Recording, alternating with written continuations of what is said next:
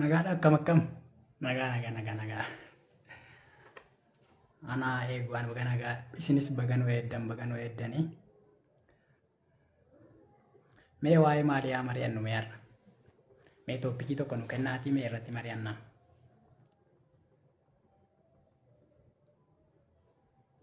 Gaafadhu waan barbaadde.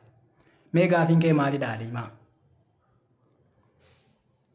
Aliimaa Abduu Dooktor gaafiin qaba jettee mee gaafadhu mee maali gaafiin kee? Dubbachaan jiran dhagaamu?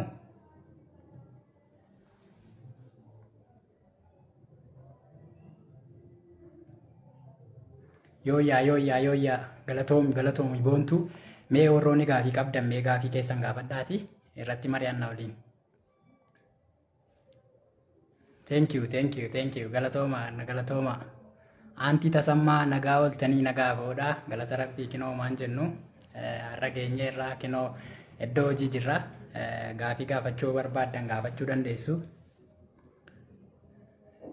Finfinneen kan Oromooti dhugaadhaa nagaa koodhaa akkam jirtu jettee galatoomii suusii kiyya nooraa yooyyaa galatoomaa isinillee galatoomaa.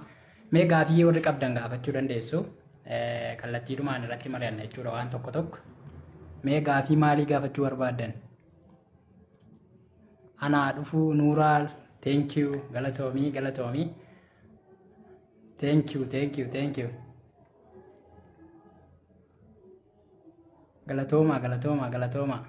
Galatooma.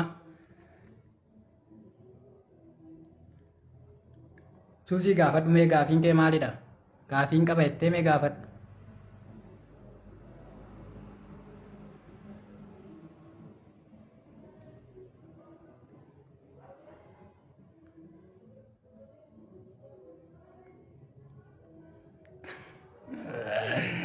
Nama mararte jettee galatoomi.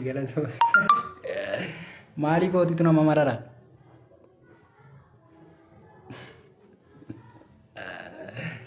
Daa'imni.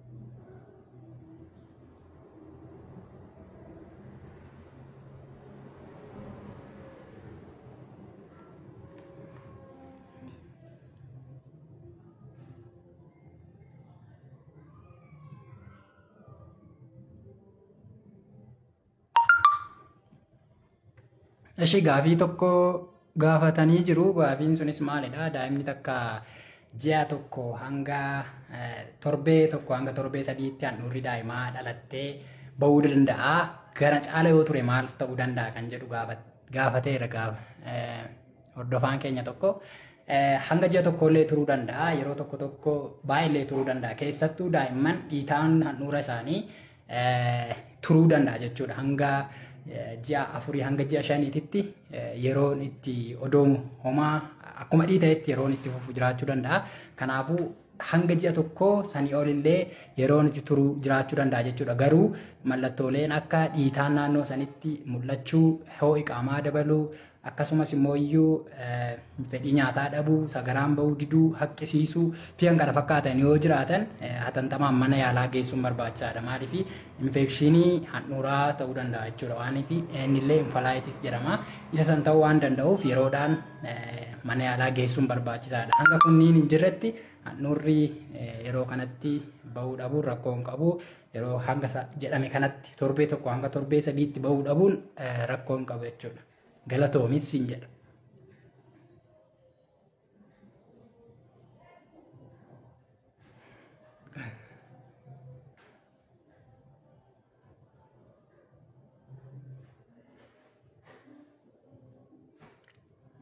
Okay, yaadanii olaanii kan jedhu yaadanii olaanii daa'imni takka yoo bobbaa bahuu baate yookaan yoo ol bahuu baatte maalidha yookaan gogiinsa garaa isa jedhu gaafatte fakkaata. Daa'imman takka gogiinsa garaa yeroodha yerootti gochuu dandeessi. Gogiinsa garaa kan jedhamu daa'ima takkaaf turtii daa'imni takka bobbaa itti baatu qofa irratti odoo hin ta'in kan hundaa'u daa'imni takka bobbaa jajjabaataa ta'e bobbaa jabaataa akkasumas gogaa ta'e daftee kan hin baane yoo ta'edha gogiinsa garaa kan jennuuni. Kanaafuu daa'imni takka dhalattee hanga sa'aatii 24tti yookaan hanga sa'aatii 36tti bobbaa bahuu qabdi. Sanii gaditti hanga sa'aatii kanaatitti sagaraa yookaan bobbaa yeroo jalqabaan baastu taanaan keessattuu hanga sa'aatii 48tti bobbaan baastu taanaan mana yaalaa deemanii ilaalchisuun baay'ee barbaachisaadha.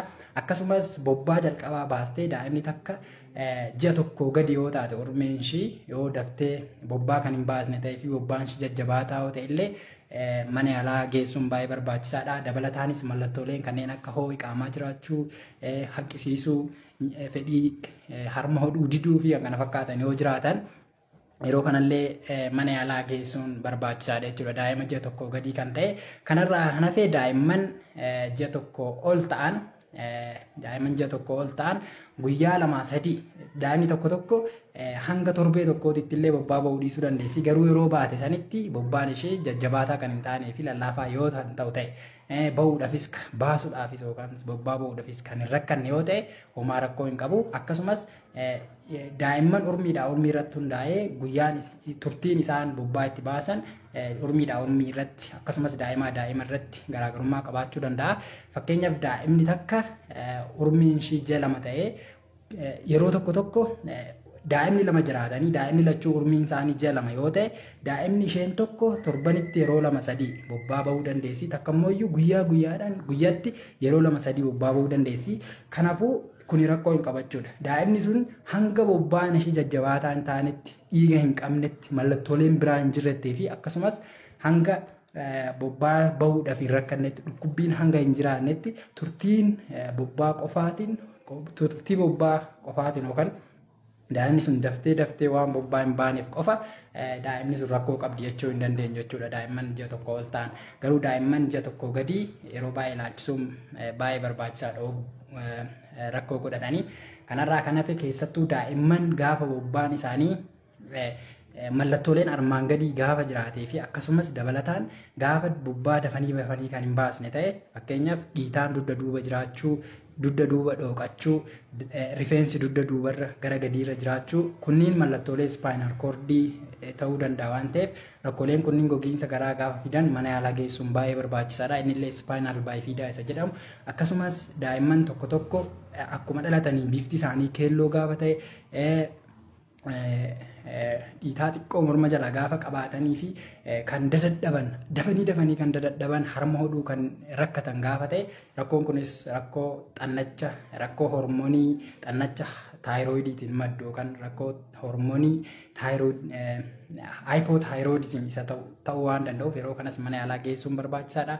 Akkasumas rakkooleen biraa ol deebisuun gaafa jiraate garaan afuufamuun gaafa jiraate bobbaan isaanii dhiiga kan makatu yoo ta'e fi kan kana fakkaatanis gaafa jiraatan kunniin mallattoolee rakkoon jiraachuu agarsiisanidha waan ta'eef mana yaalaa deemuun baay'ee barbaachisaadha jechuudha. Kanarraa kan hafe daa'imni takka bobbaa seeraan kan baatu yoo ta'e bobbaan ishii kan jajjabaanne yoo ta'e akkasumas baasuuf kan hin rakkasnee fi kan hin dhukkubsine yoo ta'e turtii daftee hin baaneef qofa rakkoo qabdi jechuu hin dandeenyu. Rakkoon kunniin yoo jiraatan immoo yeroodhaan mana yaalaa deemanii qoricha ogeessi fayyaa nama ajaju fudhachuun baay'ee barbaachisaadha isiniin jedha. Eshi gaafiin biraa yoo jiraate boriifan tamane yeroo tokko dubartiin deessuun tokko gaafichi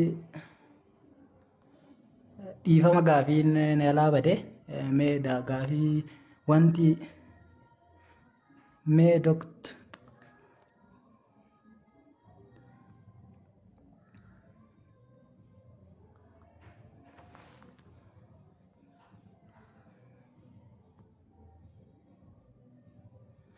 dhiifama wajjin gaafiin keessan yaalaa utaalee jijjiirama.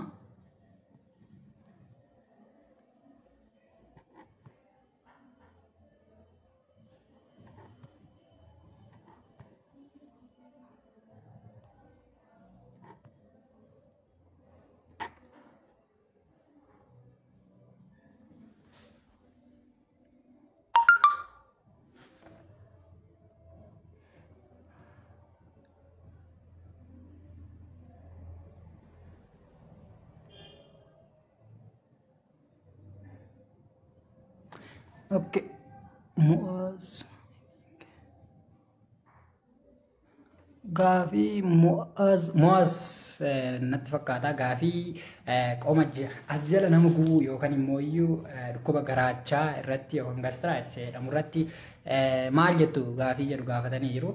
Isa kanarratti dhukkuba garaachaa yookaan immoo iyyuu wantoonni naannoo kana akka nama gubu godhan yookaan immoo naannoo kana naannoo laphee kana wantoonni akka nama guban godhamu wantoota baay'ee ta'uu danda'a. Wantoonni kunillee rakkoo sirna bullaa'insa nyaataa wajjin wal qabatan ta'uu danda'a. Rakkoo sirna hargansuu wajjin wal qabatan ta'uu danda'a. Rakkoo onnee fi sirna ujummoolee dhiigaa wajjin wal qabatan ta'uu danda'a. Haala kana akkasumas immoo rakkoo xiinsammuu ta'uu danda'a jechuudha. Haala kanaan qoqqoodamee wantoonni guba laphee fidan yookaan immoo akka lapheen nama dhukkubu wantoonni godhan haala kanaan chest pain jedhama. Wantoonni chest pain yookaan dhukkubbii laphee fidan haala kanaan qoqqooduu dandeenya. Inni jalqabaa wantoota gastroon wantoota sirna bullaa'insa nyaataa wajjin wal qabatan tokko wantoonni sirna bullaa'insa nyaataa wajjin wal qabatan yeroo baay'ee guba laphee yookaan immoo heart burn isa jedhamu yeroo baay'ee nyaanni nyaannu yookaan immoo asiidiin garaacha keessaa maddu hydrochloric acidii jedhamu garaacha keessaa gara isoofagasii yookaan immoo gara liqimsituutti deebi'u gastroesophageal reflux disease jedhama. Isa kana ta'uu danda'a. Yookaan immoo rakkoo qulqulfannaa garaachaa ta'uu danda'a yookaan gaastiraayitiis jedhamu yookaan madaa'uu garaachaa madaa'uu keessoo garaachaa ta'uu danda'a yookaan PUD yookaan peptic ulcer disease jedhamu. Akkasumas immoo rakkoo kaansarii garaachaa ta'uu danda'a jechuudha namoota gurguddaa irratti. Wantoonni kunniin yeroo baay'ee wantoota sirna bullaa'insa nyaataa keessaa rakkoo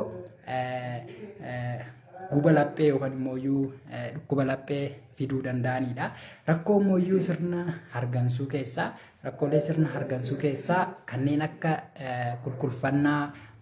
qulqulfannaa sombaa yookaan immoo cawwee sombaa isa jedhamu yookaan nimooniyaa yookaan saambaa michii isa jedhamu ta'uu danda'a. Rakkoo asmaa ta'uu danda'a. Rakkoolee sirna hargansuu wajjin wal qabatan tokko tokko kan guba laphee fidanillee ni jiru. Inni biraa rakkoo onnee fi sirna dhiigaa wajjin wal qabatan kanneen akka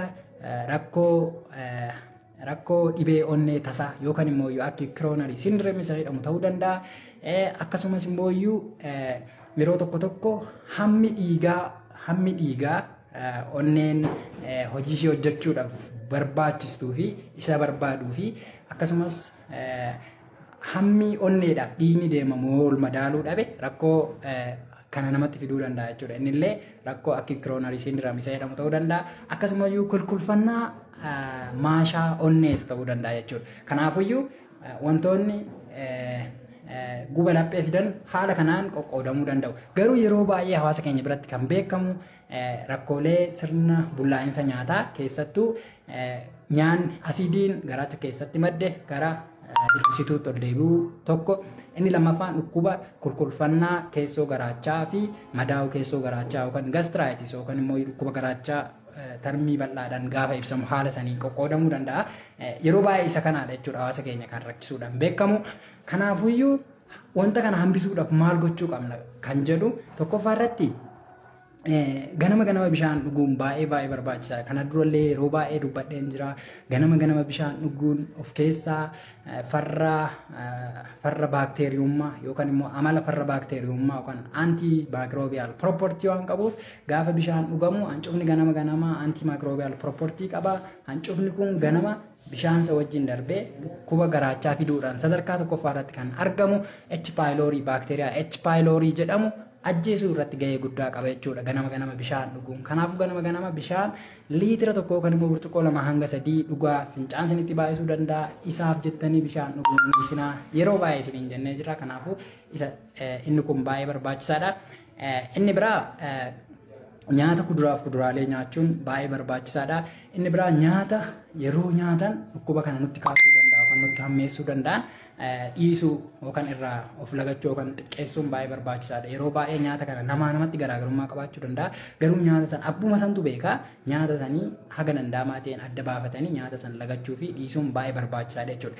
Nyaanni kun yeroo baay'ee nama san irratti hundaa'a. Fakkeenyaaf ani buna dhuge rakkoo kana kan natti hammeessu gaafa ta'e buna san anatti waan hammeesseef buna odoon jaaladhu fayyaa kan caalu hin jiru waan ta'eef buna san dhiisuun qaba jechuudha. Garuuyyuu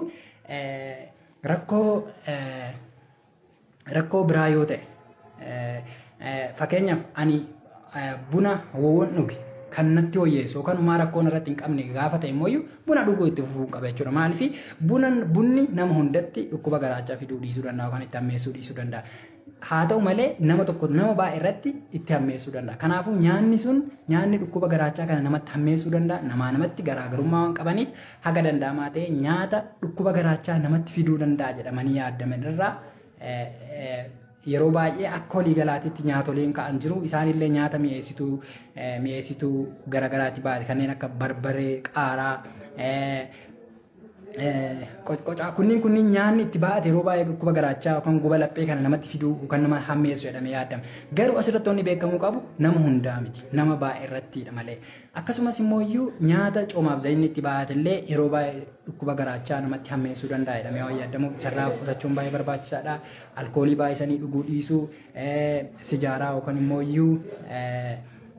sijaaraa yookaan tamboo xuuxuu dhiisuu, nyaata qulqullina keenya eeggachuu. Maaliif dhukkubni garaachaa yeroo baay'ee qulqullina dhabuudhaan waan dhufu nutti fakkaachuu dhiisuu danda'a. Garuu sadarkaa tokkoffaa irratti keessattuu biyyoota guddataa jiran kanneen akka biyya keenyaa Itoophiyaa dabalatee sadarkaa tokkoffaa irratti dhukkuba garaachaa fiduudhaan kan beekamu baakteeriyaa H. pylori jedhamudha. Baakteeriyaan H. pylori kun kan dhufu qulqullina dhabuudhaan dhufu. Kanaafuu qulqullina seeraan eeggachuu dhabuun dhukkuba garaachaatiif waan nama saaxiluuf qulqullina eeggachuun illee akka ittisa yookaan rakkoo kana hambisuudhaaf wantoota tarkaanfilee fudhataman keessaa isa tokko jechuudha.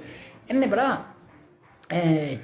qorichoota yeroo baay'ee dhukkubbii hir'isuudhaaf fudhataman. Qorichoonni kunniin yeroo baay'ee non steroidal anti-inflammatory drug jedhamu. Dhukkuboota kanneen akka daayikiloofenaak yeroo baay'ee dhukkuba qoricha qorraa jedhamtee farmaasii deemamtee kan bitamtu jechuudha. Daayikiloofenaakii ishii yeroo hunda fudhachuun dhukkuba garaachaatiif nama saaxila waan ta'e irraa of eeggachuun baay'ee barbaachisaadha. Inni biraa indoometaasiinii, aspiriinii fi kan kana fakkaatan dhukkuboota dhukubbii hir'isuudhaaf qorichoota dhukubbii hir'isuudhaaf caddifamee odoo ogeessi fayyaa namaan ajajiin mana yaalaa yookaan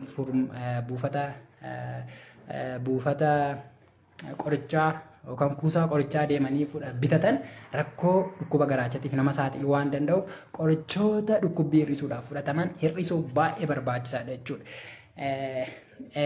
Marfeedhanis haa ta'u kiniiniidhaan qorichoonni kunniin yoo humnaa ol fudhataman rakkoo dhukkuba garaachaatiif nama saaxiluu danda'a. Of eeggachuun baay'ee barbaachisaadha isiniin jedha. Inni biraa sochii qaamaa gochuun baay'ee barbaachisaadha jechuudha. Ganama yeroo bakka ta'anittis ta'e akkas ispoortii hojjechuun qaama keenyaaf akkasumas garaacha keenyaaf dhiigni haala gaarii ta'een akka deemu waan godhuuf dhiigni immoo haala gaariidhaan keessoo garaachatiif deeme taanaan garaachi dura madaa'ee jiru osoo jiraate dafee akka fayyu godha. Yoo immoo boodatti illee akka salphaatti hin saaxilamne nu godha jechuudha. Kanaafuu sochii qaamaa gochuun baay'ee barbaachisaadha. Inni biraa wantoota rakkoo kana nutti hammeessuu danda'an jedhamanii yaadaman kanneen akka aarii yookaan immoo dhiphinnaa fi kan kana fakkaatan yeroo baay'ee dhiphinni yookaan immoo aarii yookaan isaan jedhamu asiidii haayidrookloorik asiidii jedhamu akka humnaa ol maddu gochuudhaan keessoon garaachaa keenya baay'ee waan lamatu jira. Inni tokko kan rakkoo uumuudha. Inni tokko immoo kan rakkoo akka uumuu danda'u irraa nu ittisutu jira. Rakkoo kana uumuu kan danda'an kanneen akka H. pylori, baakteeriyaa H. pylori kan jedhamutu jira, haayidrookloorik asiidii kan jedhamutu jira. Kunniin wantoota rakkoo uumuu danda'anidha. Isa kanarraa immoo wantoonni nu eegan jiru. Kunniin illee maalidhaa? Caasaa keessoo garaachaa yookaan isa muukoosaa jedhamu. Dabalataanis hormonoota garaagaraa kanneen akka prostaglandinii, baayikaarboneetii kunniin immoo rakkoo akka hin uumne wantoonni kunniin akka rakkoon uumne irraa nu dhoowwu jechuudha yookaan irraa nu eegu.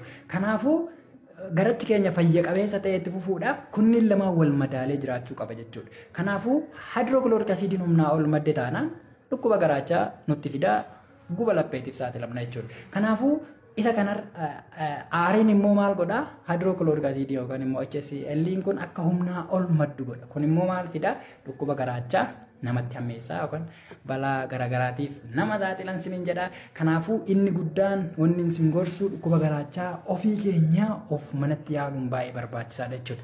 Dabalataan immoo qorichoonni mana yaalaa gaafa deeman namaa kennaman jiru.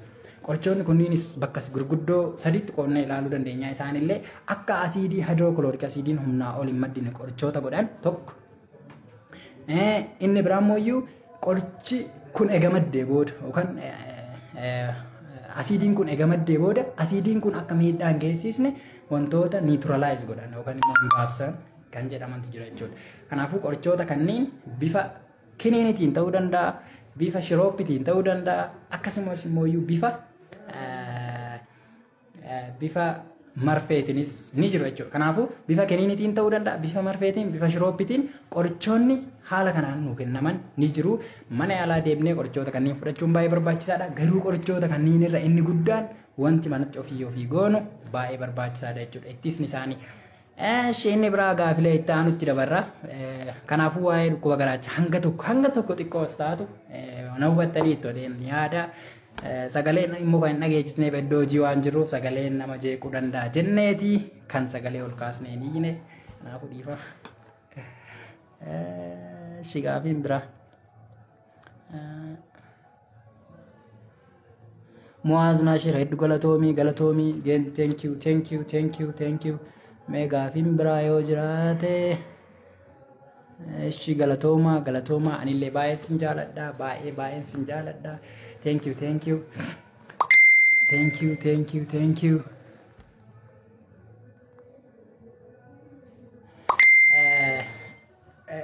Har'aaf asumarratti nu haa ga'u yeroo biraa laayivii haala kanaan seenaa waan tokko dubbachuu dandeenya. Har'aaf garuu guddaa galatooma fayyaa ta'a.